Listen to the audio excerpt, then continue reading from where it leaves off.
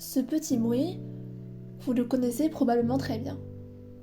C'est le voisin du dessus qui vous convie à son barbecue dimanche, un certain Mathéo qui réagit à votre dernière story Instagram, ou TikTok qui vous rappelle que votre créateur favori a publié une nouvelle vidéo.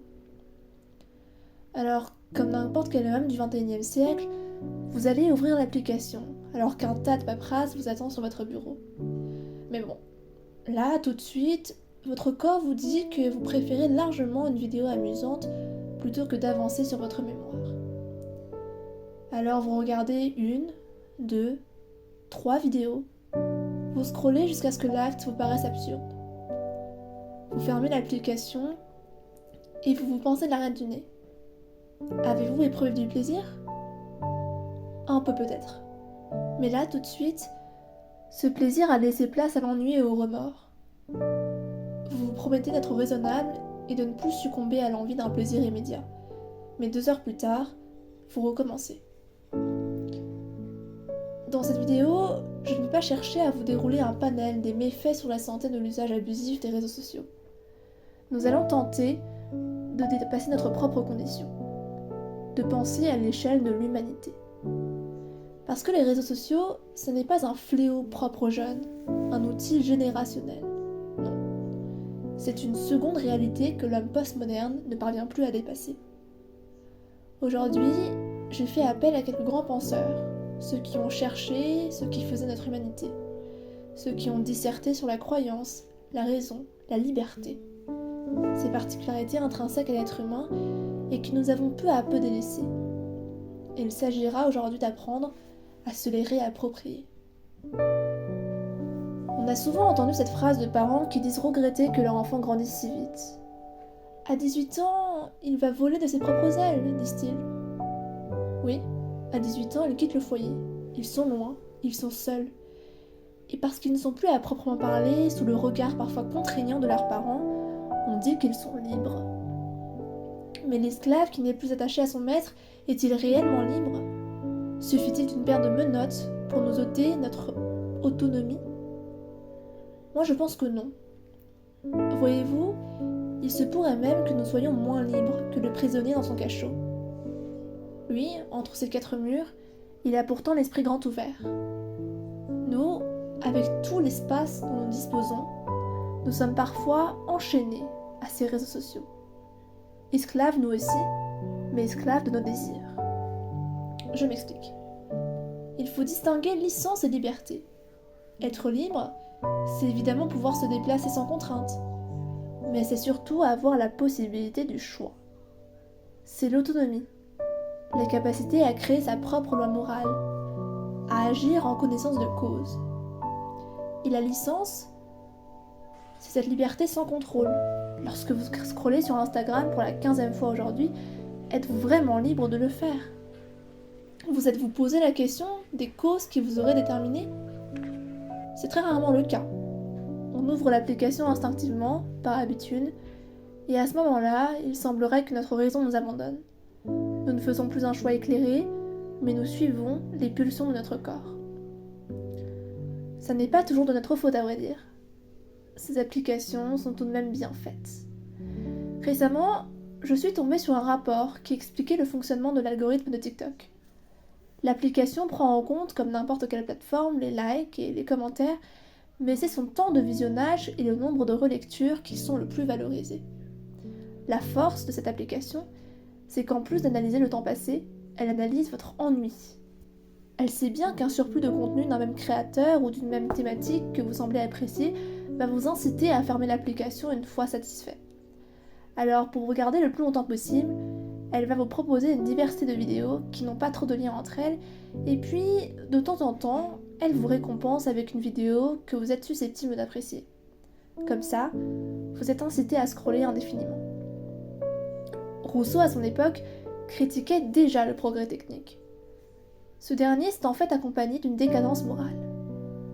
Dans Discours sur l'origine et les fondements de l'inégalité parmi les hommes, Rousseau explique que c'est le passage de l'état de nature à l'état civil qui a rendu l'homme dépendant des outils. L'état de nature, selon Rousseau, c'est l'état primitif ou sauvage, celui sans règles, où l'homme est un animal régi par son instinct de survie, qu'il appelle l'amour de soi. Seulement, les catastrophes naturelles et la raréfaction des ressources ont contraint les hommes à coopérer et à créer l'état social que l'on connaît aujourd'hui. La technique est alors une création de l'homme social pour dominer la nature. L'arc et la flèche ont par exemple été créés pour chasser. À l'aide de sa raison, l'homme a pu s'élever au-dessus de l'animal et a voulu étendre sa supériorité sur le monde des hommes. Au fil du temps, l'homme est parvenu à maîtriser la technique, non seulement pour assurer sa survie, mais pour instaurer une existence plus confortable. Le développement de l'innovation s'est alors inscrit dans l'habitude, et l'homme, qui ne parvient pas à retrouver son indépendance par rapport aux machines, est devenu orgueilleux et paresseux. Cet homme qui devient impuissant sans les machines. Le téléphone, par exemple, qui était réservé à une utilisation spécifique, à savoir téléphoner, est devenu une extension de nous-mêmes, et il est parfois étonnant de constater notre désarroi quand nous en sommes séparés. Maintenant, allons un peu plus loin, et penchons-nous sur les effets de cette dépendance à la technique. Pour cela, je vous propose une expérience. La prochaine fois que vous serez dans le métro, installez-vous au fond du wagon. Et lorsque vous serez tenté de sortir votre téléphone, levez la tête et regardez autour de vous. Rien de fascinant à première vue, à part des gens, écouteurs dans les oreilles, le dos courbé et les yeux rivés sur leur téléphone. Alors, ça ne vous choquera peut-être pas, mais songez-y. Ce refus de laisser quelques instants de repos, ce besoin d'avoir sans cesse l'esprit occupé pour éviter l'ennui, ou pire, éviter de devoir penser. Pascal appelait cela le divertissement. Il désignait par cela non seulement les activités frivoles comme la fête ou la séduction, mais aussi les activités dites sérieuses, telles que la guerre ou la politique. Pour lui, tout cela contribue à détourner l'homme de la vision de son propre néant. C'est un moyen pour l'homme d'échapper à sa condition et de lui éviter une réflexion sur son existence ou sa mort. En tout cas, de lui éviter un travail d'introspection pourtant essentiel. Sa thèse repose alors dans cette phrase. Tout le malheur des hommes vient d'une seule chose, qui est de ne pas savoir demeurer au repos dans une chambre. À tout cela s'ajoute un autre fléau, le narcissisme contemporain. Avec l'avènement des réseaux sociaux où on cherche à se mettre en avant toujours plus, Donjon le séducteur a laissé place à Narcisse, se contemplant dans son propre reflet. Une étude en 2005, menée par l'Université de Californie, a démontré le pouvoir des likes sur notre activité neuronale. Les chercheurs ont en effet demandé à 32 personnes, âgées de 13 à 18 ans, de consulter plus de 150 photos Instagram postées par leurs amis. On constate que lorsqu'ils consultaient des photos avec beaucoup de likes, il y avait une plus forte activité dans les régions du cerveau impliquées dans le système de récompense, l'imitation et l'attention. Cet effet était alors décuplé lorsqu'ils consultaient des photos d'eux-mêmes ayant reçu un grand nombre de likes. Cependant, nous ne sommes pas en réalité amoureux de notre propre reflet, mais désireux du regard amoureux des autres, nous permettant de gonfler notre amour-propre. Rousseau le dit bien, l'amour-propre n'est que le résultat de l'état civil. L'homme qui vit en société est sans cesse en train de se comparer avec ses semblables. L'homme prend alors conscience de l'importance du regard des autres et cherche à se conformer à l'image qu'on a de lui, en suivant des critères qui ne sont pas les siens. Les réseaux sociaux n'ont fait que magnifier ce phénomène en permettant d'exposer nos vies individuelles au regard de tous. On cherche à embellir notre portrait, à capturer des instants jugés attirants et à brandir l'appareil photo à chaque visite au restaurant. Tout cela dans le but d'obtenir plus de likes, un nombre de cœurs rouges qui serait corrélé à notre valeur. Toute cette gratification vaut-elle alors la peine quand on connaît le manque d'authenticité qu'elle cache? Ce moi numérique que vous mettez en avant, ce n'est pas lui qui fait votre humanité. Alors bon, tout cela, ça n'est pas bien nouveau. On est tous plus ou moins conscients de cette forme de dépendance aux réseaux sociaux que nous entretenons. Nous savons tous que la baisse de notre capacité de concentration, l'instabilité émotionnelle et la difficulté à faire face à l'adversité est corrélée à l'usage abusif des réseaux sociaux.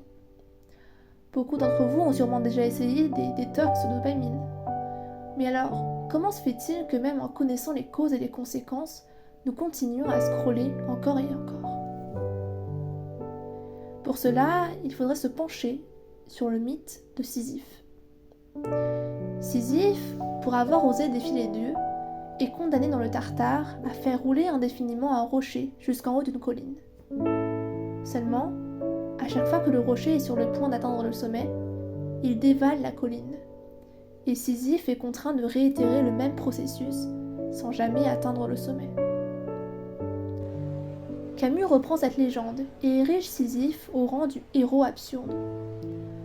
Cependant, Camus nous dit « Nous devons imaginer Sisyphe heureux d'accomplir son devoir d'homme, celle de continuer à vivre malgré l'absence de sens du monde. » En effet, quelle différence y a-t-il entre l'ouvrier qui travaille tous les jours de sa vie aux mêmes tâches, dont le destin n'est pas moins absurde? Eh bien, la différence, c'est que Sisyphe est conscient. Il se confronte à l'adversité du monde, dont il ne parvient pas à trouver le sens, et à travers cette révolte insensée, il reprend sa liberté. Et en cela, Sisyphe est heureux. Et nous, quand nous prenons conscience de l'absurdité de nos heures passées sur les réseaux sociaux, nous reprenons aussi notre liberté. Et contrairement à Sisyphe, nous pouvons même nous détacher de ce fardeau. Il ne suffit pas de prendre conscience de cette addiction. Il faut sortir de ce cycle. À la question du pourquoi s'annoncent 2 conséquences. La première, c'est le retour inconscient dans la chaîne. Vous reprenez la vieille habitude. Et la deuxième, c'est l'éveil définitif, nous dit Camus. Je n'ai malheureusement pas de solution miracle pour parvenir à l'éveil définitif, mais je vais vous proposer une expérience de pensée pour éviter de croire que le retour dans la chaîne, ça n'est pas si grave. Imaginez que la vie que vous menez actuellement se répète indéfiniment, qu'il vous faudra la vivre encore et encore une fois, sans pouvoir en changer un seul détail.